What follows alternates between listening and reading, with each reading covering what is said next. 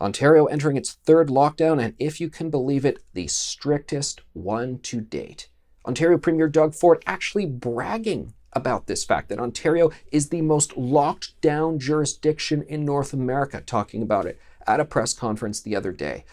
You know, there are so many officials all across North America who are now looking more towards a more evolved approach, a targeted response to dealing with the virus where it is flaring up, a more balanced approach. We're seeing that happen in the US. Whatever part of the country, Republican, Democrat, they're all embracing this more evolved approach. But in Ontario, they are ideologically committed to lockdowns. And they are very reluctant even to acknowledge there are harms to those lockdowns, even as the evidence mounts and mounts as to the harms of these. Dr. Karim Kurji, one of the few York Region's chief medical officer, who said, no, these broad-based lockdowns, these blunt lockdowns, they don't work. We have to do a more evolved approach. And we got the information and the data a year into this. How to deal with this. Let's respond to it in a targeted way. It is so troubling. And I could go over many of the specifics, the details, a real granular view of this and that as I have over the months, various different aspects. But I also think there's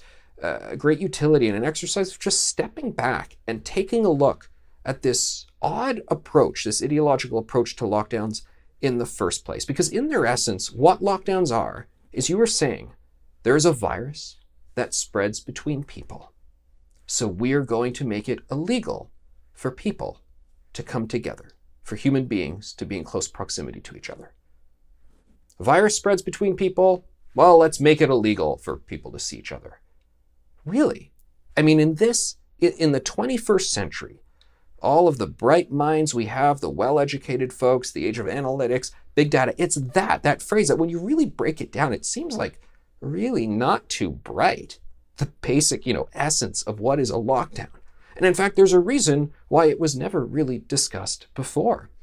A lot of these people, these doctors who are on television advocating for lockdowns, a lot of them are also professors. They teach various classes. I guarantee you, hands down, that 3 years ago, say, 2 years ago, if they were teaching a class and there's some question in a tutorial or it was in an exam, the question saying, okay, you got this virus going around, there's a pandemic, give me your game plan. And it's the big question that they put there in the exam, the big, final question and so forth. You got to spend a whole bunch of time writing all these intricate details. And someone just writes, yeah, it's easy.